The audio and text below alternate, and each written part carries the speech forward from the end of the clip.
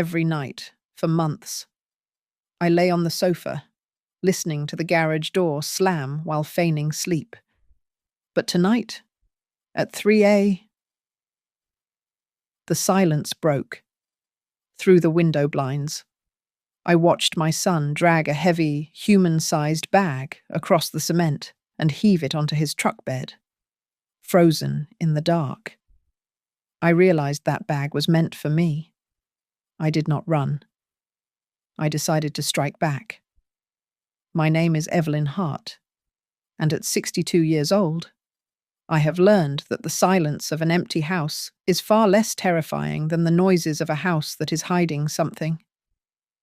I live in Maple Ridge, Ohio, a town where the rust on the factories matches the color of the autumn leaves. Since my husband died, it has just been me and Mark, my only son, living in this small house with peeling siding.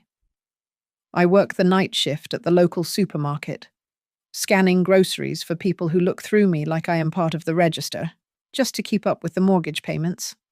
My life is a cycle of aching joints and fluorescent lights, but I do it for him. Lately, however, the rhythm of our lives had changed. Every night, after the clock struck 12, Mark would disappear into the garage. It started small.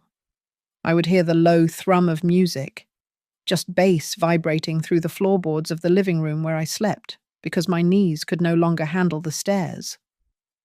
Then came the metallic clangs, the sound of heavy wooden crates being dragged across concrete.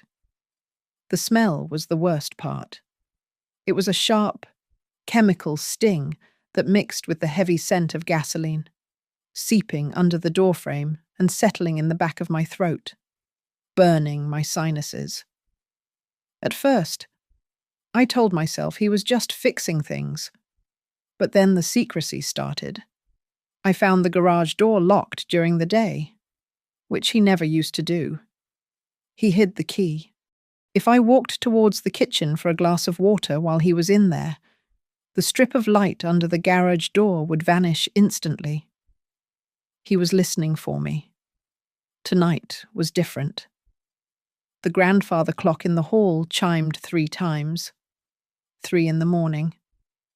My throat was dry, parched from the dry heat of the house. I got up, moving slowly to avoid creaking the floorboards, and went to the window that looked out onto the side of the garage. I pulled the edge of the curtain back just an inch. Mark was there. The yellow floodlight above the garage door cast long, distorted shadows against the driveway. He was wrestling with something on the ground. It was a bag. A dark, burlap texture bag, long and lumpy. It was nearly the length of a grown man. I watched, my breath catching in my throat, as he grabbed the tied end and pulled. It did not slide easily. It dragged with a heavy, dead weight. The sound of fabric rasping against the cement clearly audible even through the glass. It looked dense, shifting slightly as it moved, as if whatever was inside had joints and weight. He was sweating. I could see the sheen on his forehead as he hoisted the bundle up. He grunted, shoving it into the back of the rusted pickup truck he drove for Northwind Logistics. He threw a tarp over it, tucking the edges in with frantic precision. My eyes darted past him, into the open maw of the garage. I saw a red gas can. I saw a roll of thick plastic sheeting. And leaning against the workbench was a shovel, the blade caked with wet, dark earth. My hand went to the pocket of my robe. My cell phone was there. My thumb hovered over the keypad. 911. It was so simple. But then the memories flooded in. The times I lied to his teachers. The time I paid off the store manager when he was 16. The way I always fixed it. My thumb shook. I could not press the button. I lowered the phone. I backed away from the window, pressing my spine against the cool plaster of the living room wall. My heart hammered against my ribs like a trapped bird. I whispered into the darkness, my voice trembling and barely audible. "If that isn't contraband," I gasped, feeling the room spin. "Then it is. Something he made for me." I slid down the wall until I hit the floor, pulling my knees to my chest. The cold from the plaster seeped through my thin robe, but the chill spreading through my veins was far colder. My mind drifted back, not to the horror in the garage, but to a time when the only thing Mark carried in his hands was a crayon. My husband, David, died in a construction accident when Mark was only 8 years old. I remember the foreman handing me David's helmet, apologizing while looking at his boots. That was the day I put my acceptance letter for nursing school into the shredder. I took a second job as a janitor to supplement my cashier wages. I scrubbed floors until my hands were raw and red, telling myself that every blister was a brick in Mark's future. For a long time, I believed it was worth it. Mark was a sweet boy with messy hair and a gap-toothed smile. He was obsessed with big rigs. He used to draw pictures of 18-wheelers on the backs of my utility bills. I can still hear his high-pitched voice from 20 years ago. "When I grow up, Mom, I am going to drive you across America. We will see the ocean." That promise was the fuel that kept me going through double shifts. But then came the teenage years. The sweetness soured into something sharp and secretive. He started hanging around boys who wore hoodies in the summer and met behind the bleachers. It began with candy bars. Then it escalated. I remember the humiliation of standing in the manager's office at the supermarket where I worked. Mark had been caught stuffing batteries and razors into his jacket. I emptied my secret savings jar on the manager's desk, pleading with my eyes. "Please don't call the police." I had begged, my voice cracking. "He is a good boy. He just made a mistake." I paid for his silence. I paid for the broken windows. I paid for the weed I found in his sock drawer. I smoothed over every rough edge, terrified that the world would break my fatherless boy. After high school, he drifted. He drove delivery vans for local warehouses, never keeping a job for more than 6 months. Then he found Northwind Logistics. It was a private trucking firm known around town, but not for good reasons. They paid in cash, and the rumor was they accepted any cargo as long as you did not ask questions. Mark came home with stacks of bills, buying expensive sneakers and leather jackets, but his eyes were always shifting, always looking for an exit. The signs of the trap he was building for me were there, but I had been too blind to see them. 6 months ago, he sat me down at the kitchen table with a stack of papers. It was a new life insurance policy. "It is just to be safe." "Mom," he had said, pushing a pen into my hand. "If you get sick, I do not want to be helpless. I need to be able to take care of you." I signed it. Mark was the sole beneficiary. Then came the reverse mortgage. He told me the house was an anchor, that equity was dead money. "We should free up that cash for you to enjoy," he had argued, his smile charming and practiced. "Why sit on a pile of money you cannot spend?" I signed that too, but I never saw a dime of it. The funds went directly into a joint account that he controlled. I told myself he was managing our finances, taking the burden off my shoulders. Now, sitting in the dark hallway, the pieces slammed together, the insurance, the mortgage, the hushed, angry phone calls I heard through the floorboards late at night. "I am trying," he would hiss into his phone. "The old lady is still kicking. Just give me more time." The creditors, they have to wait. I covered my mouth to stifle a sob. I had spent my entire life acting as a shield for my son, absorbing the blows of his bad decisions. I thought that if I just gave him one more chance, one more bailout, he would finally become the man who wanted to drive me to the ocean. I was wrong. I had not been raising a son. I had been financing a monster. And now, he was done waiting for nature to take its course. He needed the payout, and I was the only thing standing between him and a clean slate. I realized with a sick clarity that for 30 years I had protected him from the world, but I had never once thought to protect myself from him. The suspicion did not hit me all at once like a wave.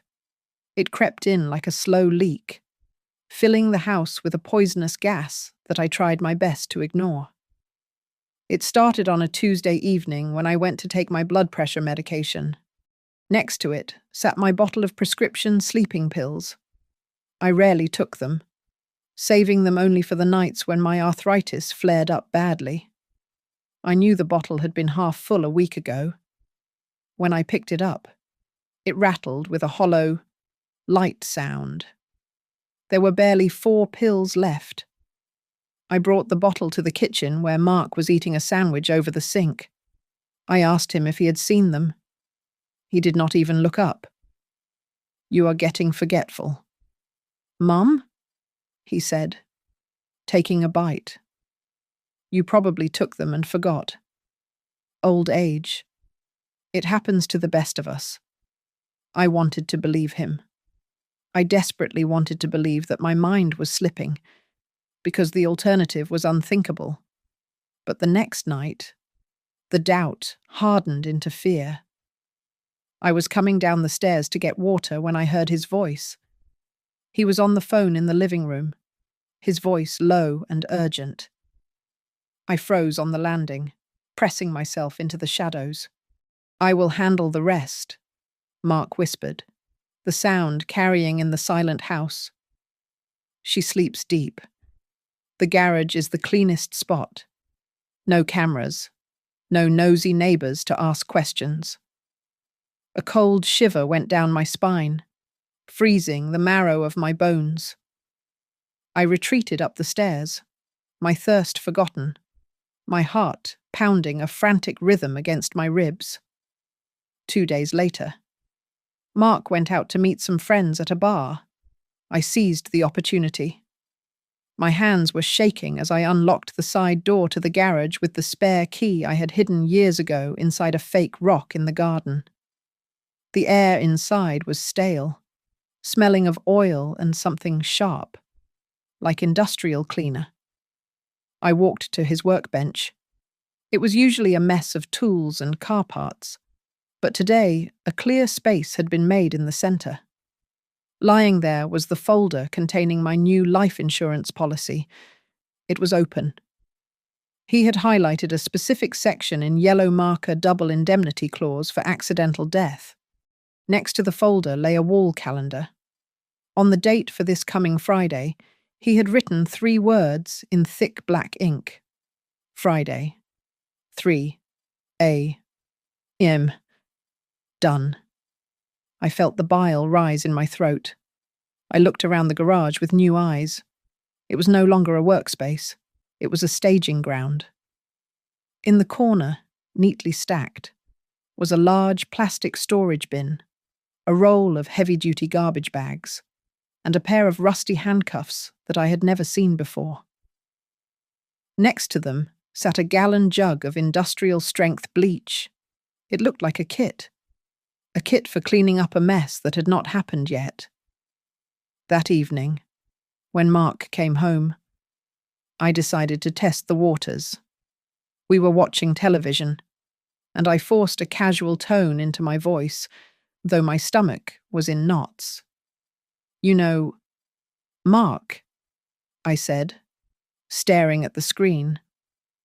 "I have been thinking about that insurance policy. Maybe I should change the beneficiary to that charity for the elderly downtown. You are young, you can work, but they need help." The air in the room instantly dropped 10 degrees.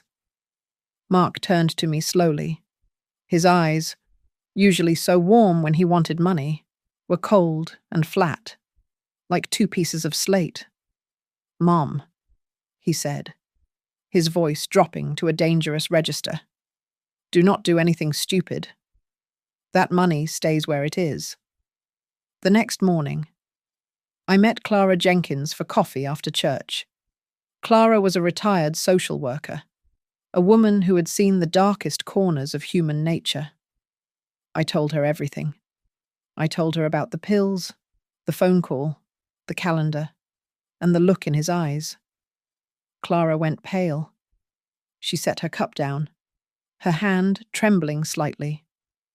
"Evelyn," she said, gripping my hand across the table. "You need to stop making excuses for him. You are in danger. You need to document everything. Write a diary. Take pictures of that garage. Keep every scrap of paper. You do it now, in case later. People try to say you are losing your mind. I am doing exactly that. Tonight." Mark is in the garage again. I am lying on the sofa, eyes closed, pretending to be asleep. But my ears are straining against the silence. I hear the heavy scrape of the canvas bag being dragged across the floor. I hear the tailgate of his truck creak open. Friday is 2 days away. I realize with a terrifying certainty that I do not have time to be a mother anymore. I have to be a survivor. The morning sun did not bring relief. It only illuminated the dust motes dancing in a house that felt like a cage. I acted out a pantomime of my daily routine, putting on my coat and walking out the front door. I waited by the curb for exactly 2 minutes, watching the second hand on my watch tick by before slapping my forehead in a theatrical gesture for the benefit of anyone watching. I rushed back inside, shouting that I had forgotten my car keys. Mark was in the shower. The water pipes groaned behind the walls. I moved with a speed I did not know I still possessed. I slipped into the garage, my phone camera ready. Click. The open insurance folder. Click. The calendar marked for Friday at 3 in the morning. Click. The bleach. The tarp. The handcuffs. My hands trembled so violently that the first picture of the shovel was blurry, and I had to take it again. I forwarded every image to Clara, then deleted them from my sent folder. An hour later, I sat in the office of Harold Knox. Clara had arranged the meeting. Harold was a man who wore suits that were slightly too large for him, and he had the tired, patient eyes of someone who had spent decades dealing with elder abuse cases for the church. Initially, he listened with a polite nod, clearly thinking this was just another sad story of a son bullying his mother for inheritance money. Then I placed my phone on his mahogany desk and swiped through the photos. Harold stopped nodding. He picked up the phone, bringing it closer to his face. He looked at the calendar, then at the industrial bleach. When he set the phone down, his face was grey. "Mrs. Hart?" Harold said, his voice dropping to a whisper. This is not a property dispute. If you combine a new insurance policy, a reverse mortgage that drains your equity, and these items, this is a premeditated setup. He is planning an accident or a suicide." He leaned forward, urgency replacing his professional detachment. "You need to leave that house. Tonight. We need to call the police immediately." I looked at my hands, the knuckles swollen from years of scrubbing floors to pay for Mark's mistakes. A bitter, acidic taste filled my mouth. "No," I said firmly. "Evelyn, please. He is going to kill you," Harold insisted. "If I go to the police now with just pictures of cleaning supplies and a calendar, They will send a patrol car, I said, my voice steady despite the fear coiling in my stomach. Mark will smile. He will say he is cleaning the garage. He will say his mother is confused, that I am old and seeing things. They will leave, and then he will know I know, and he will move up his timeline. I took a breath, staring at a diploma on the wall. I spent 30 years keeping the police away from him. I continued. I paid off store managers. I lied to neighbors. I cleaned up his messes so he would never see the inside of a cell. And now, to survive, I have to be the one to put him there. The irony was a physical blow.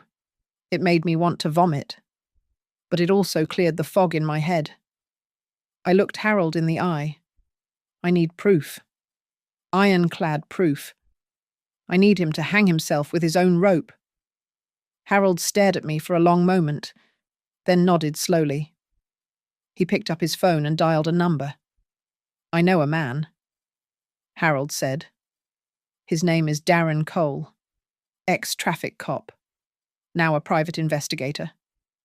If Mark is moving things at night, Darren will find out where they are going. I returned home and began the performance of my life. I became the frail, fading mother Mark wanted to see. I coughed loudly when he was in the room. I complained of chest pains, clutching my heart while watching television. I purposely called him by his father's name, then looked confused when he corrected me. I just feel so tired lately. Mark, I told him over dinner, letting my hand shake as I held the fork. Maybe you are right. Maybe I won't be around much longer. I saw the corner of his mouth twitch. It was a micro-expression of relief. He thought the prey was already wounded. He thought the trap was safe. I went to bed early, staring up at the ceiling in the dark. A cold resolve settled over me, replacing the terror. He wanted to trade my life for a payout. He wanted to bury me to fuel his greed. I closed my eyes and made a silent vow to the empty room. I will not be the one in the ground. If he wants a tragedy, I will give him one. But it will be his life that ends on Friday, not mine.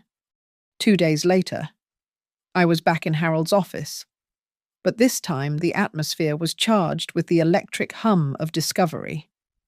Darren Cole, the private investigator, was there.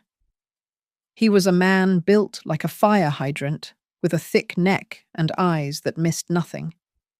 He tossed a manila folder onto the desk. It slid across the polished wood and stopped right in front of me. "He is busy?" "Mrs. Hart," Darren said, his voice gravelly. "Busier than just hauling legit cargo." I opened the folder. The photos were grainy, taken with a long-range lens in low light. But the story they told was clear as day. "He leaves your house at 3:30 in the morning," Darren explained, pointing to the first photo. "He drives that Northwind truck to an abandoned warehouse district on the outskirts of town. It is off the grid. No cameras, no patrols." The next few photos showed Mark standing by the back of his truck. He wasn't alone. 3 other men were there, loading crates into the back. These weren't standard shipping boxes. They were taped shut with heavy brown packing tape and marked with a strange, jagged symbol. "That symbol," Darren said, tapping the photo, "is associated with a cross-state synthetic opioid ring. And this guy..."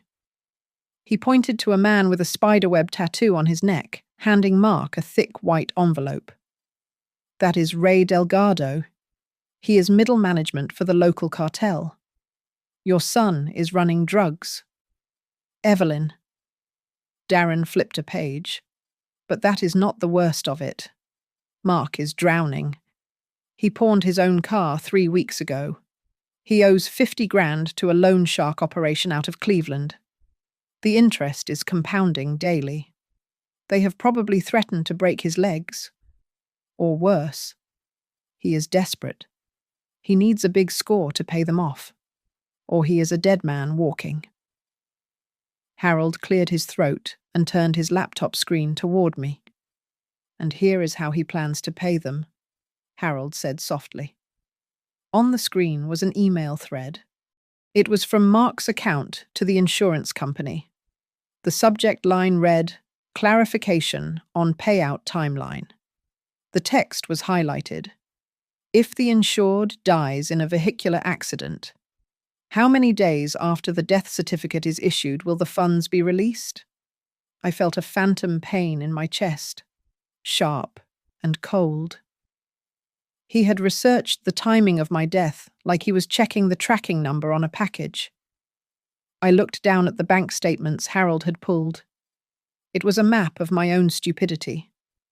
Dozens of small withdrawals from my savings over the years perfectly matched the dates of Mark's speeding tickets, his court fees, his bail bonds. I did this. I whispered, the shame burning my face. I fed this beast.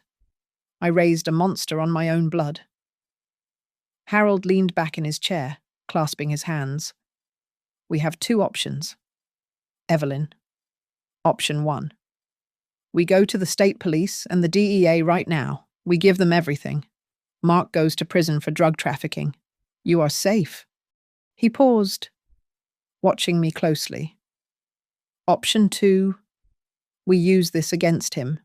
We cut the strings. We dismantle his safety net before he jumps. It is dangerous, but it gives you control. I looked at the photos of my son, the boy I had once carried on my hip, shaking hands with a drug dealer. I thought of the garage, the bag, the calendar. Simply sending him to prison felt insufficient. He had planned to erase my existence for money. He had planned to use my death to buy his freedom. I wanted him to feel the ground crumble beneath his feet. I wanted him to reach for the prize he had killed for, only to find nothing but air. I want him to lose, I said, my voice steadying into something hard and unfamiliar. I want him to lose everything, just like he planned for me. For the first time in months, sitting there with Harold and Darren, plotting the destruction of my own son. I didn't feel like a victim. I felt like a general. We spread the papers out on the desk, the dates, the debts, the garage logs drawing lines of attack. I was no longer the lonely old woman waiting to die. I was the hunter. The transformation was complete. The trembling woman who had wept on the floor of her hallway was gone, replaced by someone cold and calculating. I sat in Harold's conference room, a pen in my hand, and for the first time in my life, I signed my name without thinking of Mark's future. I was thinking of his destruction. With Harold guiding me, I executed the paperwork with surgical precision.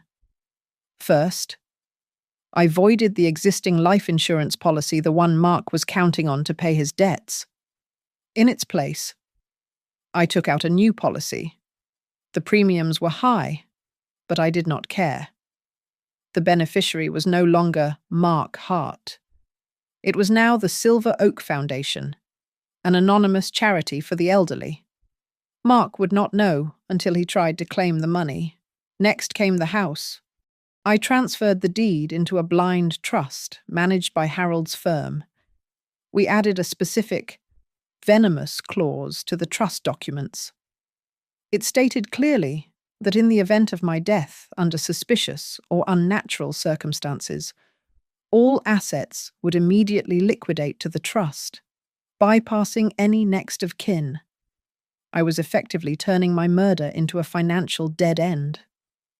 I quietly opened a new bank account at a credit union across town, diverting my supermarket wages there. I withdrew what little cash I had left and gave it to Clara in a sealed envelope. "Keep this safe," I told her. "If I have to run, this is my ticket." Back at home, I began the surveillance. I bought 2 cameras. One was a cheap, bulky model with a blinking red light. I mounted it clumsily in the kitchen, right where Mark would spot it if he looked hard enough. I wanted him to find it. I wanted him to think I was a paranoid old woman trying to protect her cookie jar. The second camera was different. It was the size of a button, high definition, and completely silent. I hid it inside the hollowed-out spine of an old encyclopedia on the living room bookshelf, aiming it directly at the door to the garage. If he disabled the kitchen camera, he would think he was safe, unaware that the real eye was watching his every move. While I set the trap at home, Harold was moving pieces on a larger board. He reached out to a federal investigator who had been chasing Northwind Logistics for years. He sent over a packet containing copies of Mark's garage logs and the photos of Ray Delgado. We were not just catching a killer anymore. We were handing the government a smuggling ring on a silver platter. That evening, I played my role to perfection. Mark was in the kitchen, drinking a beer, looking agitated. I shuffled in, leaning on the counter.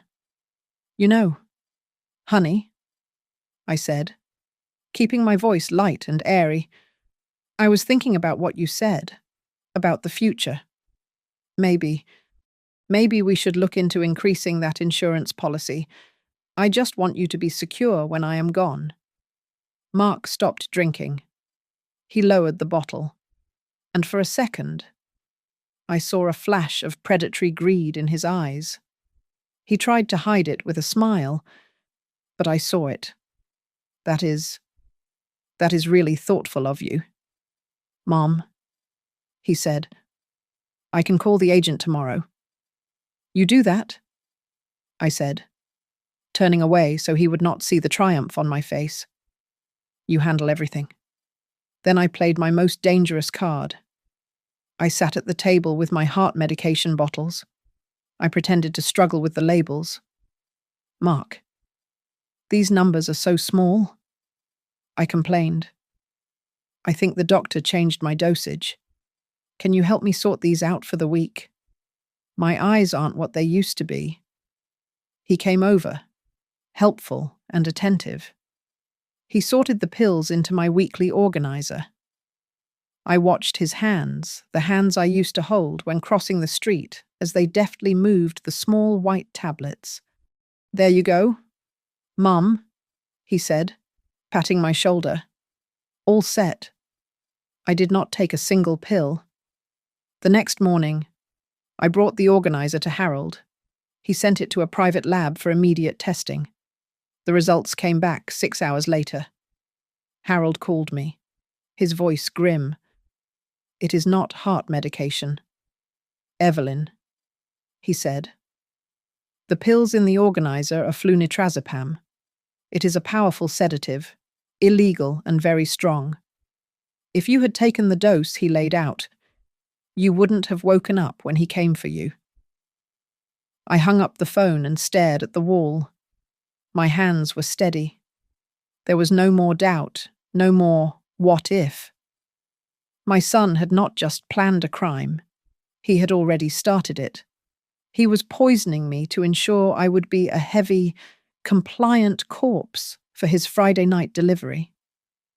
"You want me to sleep, Mark," I whispered to the empty room. "I will sleep. But you are the one who is going to have a nightmare." The air in the house was so tight, it felt like it might snap. My phone buzzed in my pocket. It was a text from Darren. He had confirmed that Mark bought a fresh 5-gallon can of gasoline and a heavy-duty tarp from the hardware store an hour ago. The timeline was set. Mark had moved his schedule up. Tonight was the night. I met Harold's eyes in the reflection of the hallway mirror before I put the phone away. We had agreed on the plan. I could not be in the house when the clock struck 3. I had a reservation at a motel on the edge of town under the name Jane Doe, and a burner phone with only 2 numbers programmed into it: Harold and the federal agent leading the task force. At 9 o'clock, I walked into the living room where Mark was pacing.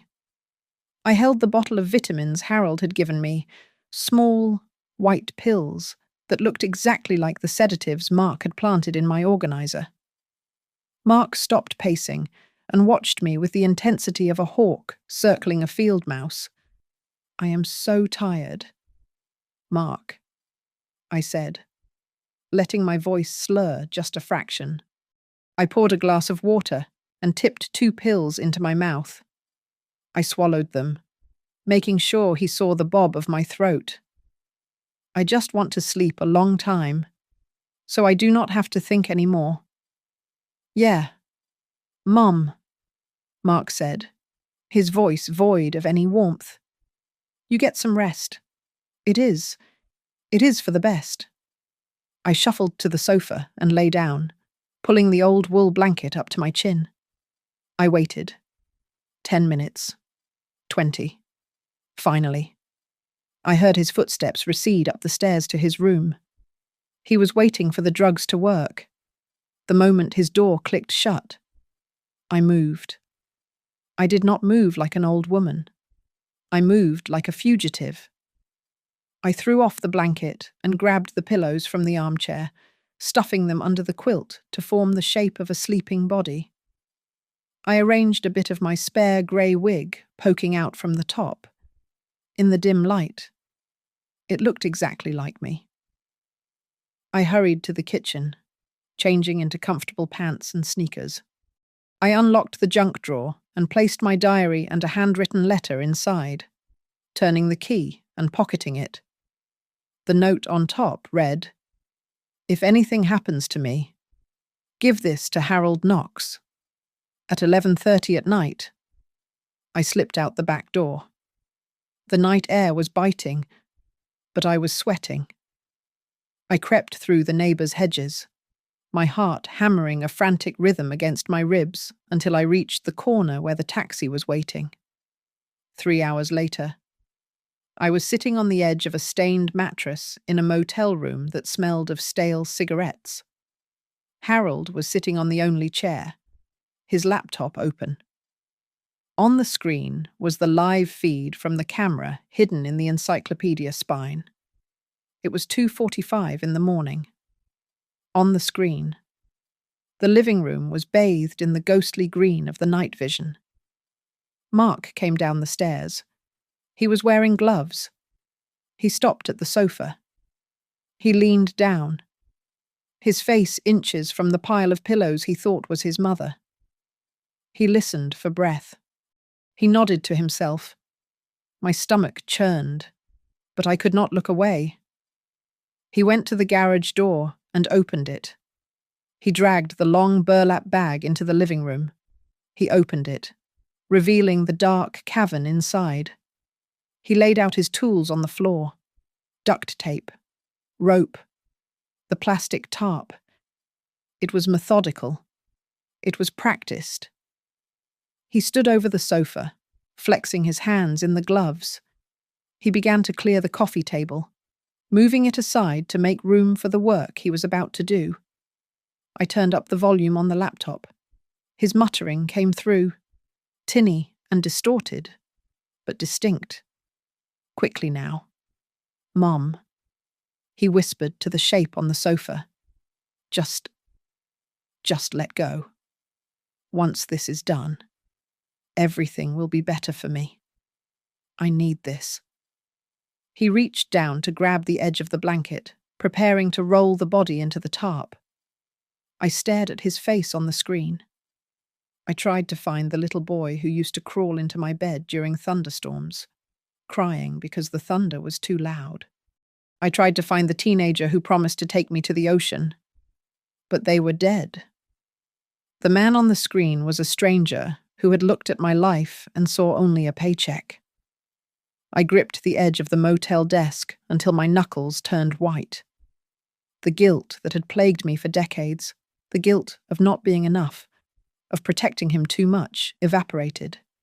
It was replaced by a cold, hard clarity. "Do it?" I whispered to the screen, my voice devoid of mercy. "Go ahead. Wrap up your pillows.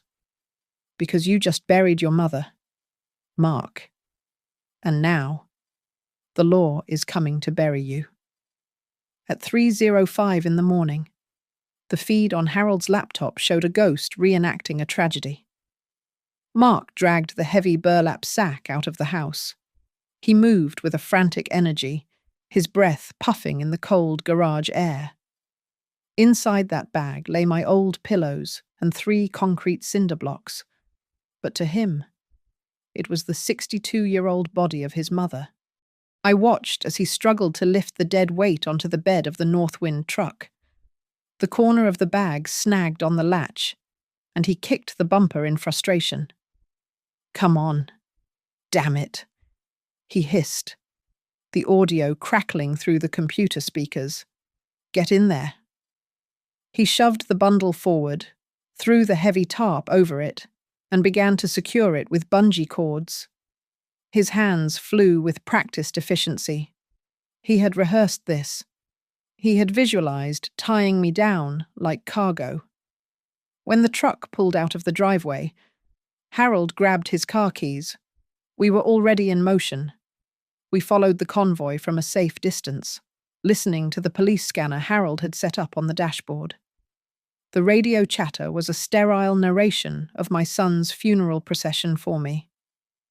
"Target vehicle is turning onto County Road 4. A voice crackled, heading toward the abandoned quarry site. "All units. Hold your distance. Wait for him to unload." We parked on a ridge overlooking the old construction site.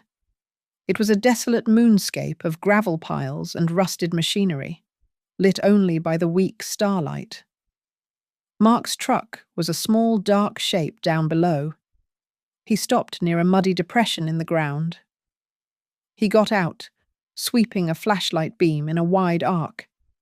The beam cut through the darkness, checking for witnesses, checking for ghosts. He saw nothing.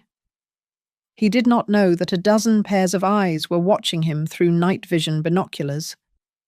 He walked to the back of the truck. He lowered the tailgate with a metallic clang that echoed across the quarry. He grabbed the rope tied around the neck of the bag and pulled. That was the signal. Suddenly, the night evaporated. Floodlights from 3 concealed SUVs erupted, turning the quarry into a blinding stage of white light. Sirens screamed from every direction, a wall of sound that shook the ground. Federal agents, drop the bag. Hands up, do not move. The amplified voice hit Mark like a physical blow. He froze, his hand still gripping the rope. He looked left, then right, panic seizing his features. He tried to run, scrambling up a pile of loose shale, but his boots slipped. He fell hard, face first into the dirt. He scrambled backward on his hands and knees, staring at the headlights surrounding him, terrified and cornered. He looked at the bag on the tailgate, the evidence of his matricide, and crumbled. I didn't want to do this," he screamed, tears streaming down his face, mixing with the dirt. "I had no choice. They were going to kill me. I had to." An agent stepped forward, a large knife in his hand. He slashed the burlap sack open from top to bottom. Mark flinched, turning his head away, unable to look at his mother's corpse. But there was no body. Instead of blood and bone, a cloud of white feathers exploded from the cut pillows, drifting in the harsh light like snow. The concrete blocks tumbled out with a heavy, hollow thud. The silence that followed was louder than the sirens. Mark turned back, his eyes bulging as he stared at the pile of bedding and masonry. His jaw went slack. The back door of the police cruiser near the perimeter opened. I stepped out. The morning air was biting, freezing the tears that I refused to shed. I walked past the armed agents, my coat pulled tight around me, until I stood just at the edge of the floodlights. Mark looked at the feathers. Then he looked up and saw me. He blinked, as if trying to clear a hallucination. "Mom," he wheezed, the words sounding small and broken. "Mom, you are. I am alive. Mark," I said, my voice cutting through the wind, sharp and steady. "And I am the one who called them." The courtroom in Maple Ridge was packed, the air thick with the scent of floor wax and judgment. The headline, "Son Plots Garage Burial for Mother," had drawn every neighbor who had ever waved at us from their lawn. Mark sat at the defense table, wearing a suit that was too tight across the shoulders, looking like a child caught in a lie. But the charges were not childish. The state was pursuing attempted murder in the first degree, intentional poisoning, and conspiracy to traffic narcotics through Northwind Logistics. Mark's court-appointed lawyer tried to paint a picture of a tragic misunderstanding. He paced in front of the jury, sweating. "Ladies and gentlemen," the lawyer said, gesturing vaguely at Mark. "My client was confused. He found his mother unresponsive. He panicked. He was trying to transport her to the hospital, not a grave. He was coerced into the drug trade by dangerous men. He is a victim here." It was a desperate story, and it crumbled the moment the prosecution played the video. The courtroom fell into a stunned silence as the footage from my hidden camera played on the large monitors. Everyone watched Mark check the body for breath, nod in satisfaction, and then wrap the pillows in a tarp with the efficiency of a butcher wrapping meat. Then came the toxicology report. The pills he had swapped into my organizer were not heart medication. They were illegally obtained sedatives strong enough to knock out a horse. The hospital-run defense evaporated in the harsh light of forensic science. When I took the stand, my hands were trembling, but my voice was not. I recounted everything. I told them about the sleepless nights listening to the garage door open. I described the sound of the shovel scraping against the dirt. I looked at the jury, then at Mark.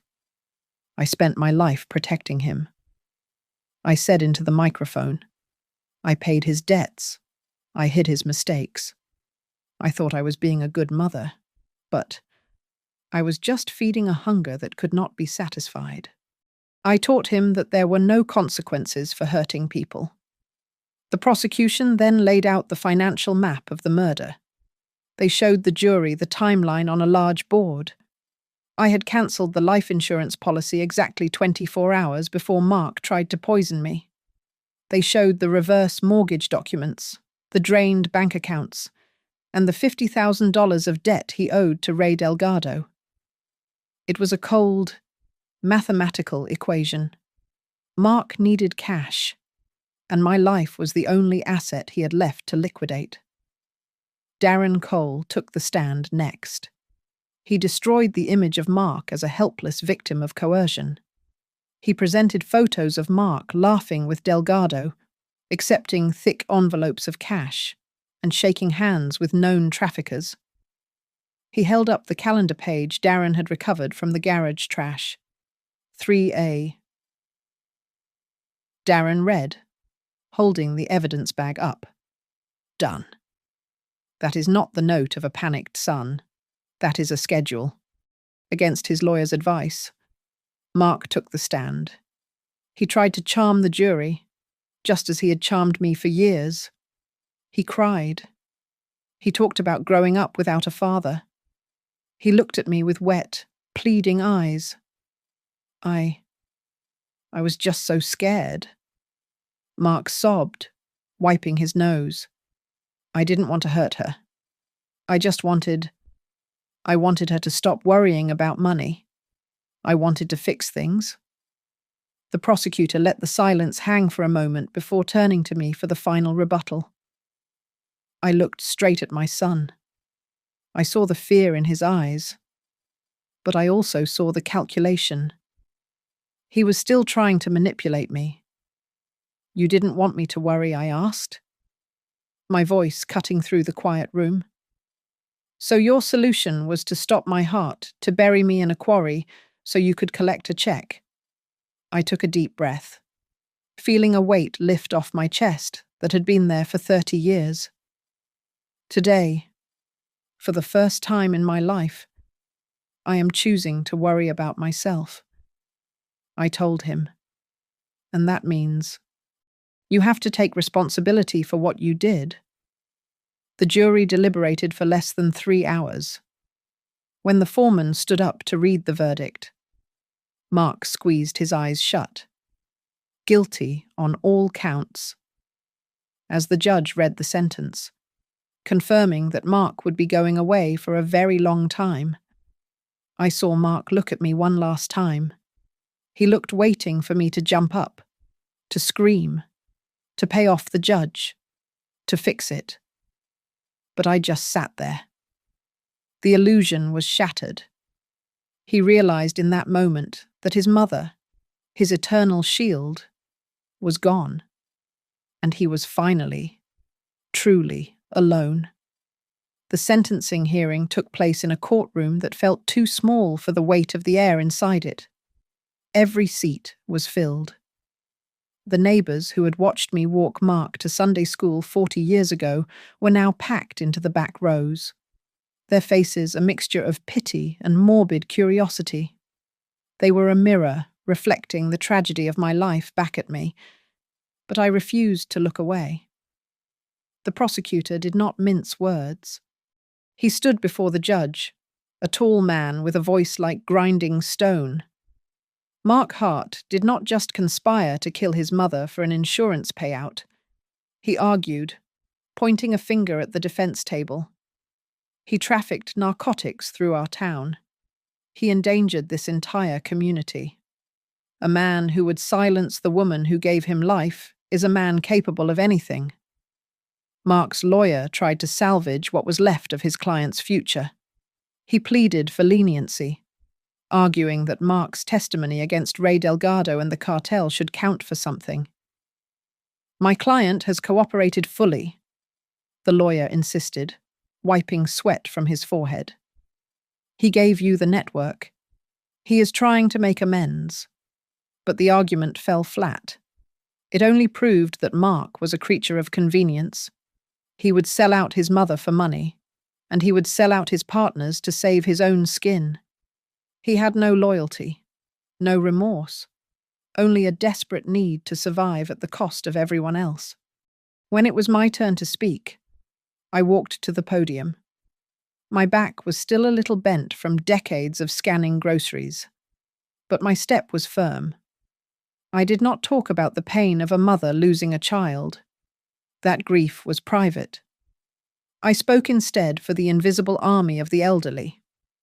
"We are often treated as burdens," I said, my voice carrying to the back of the room without a microphone. "We are told to be grateful, to be quiet, to fade away. But we have a right to breathe. We have a right to sleep in our own homes without wondering if the person in the next room is calculating the value of our death." I turned to look at Mark one last time. He looked small. "I do not ask the court to return a son to me," I said, meeting his gaze. "That person disappeared a long time ago. I ask the court to return the sense of safety he tried to steal.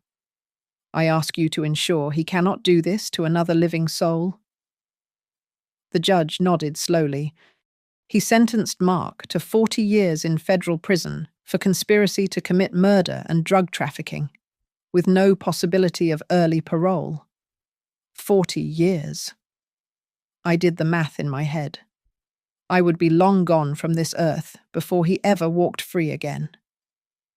The sound of the gavel striking the wood was not loud. but it was the most final sound I had ever heard.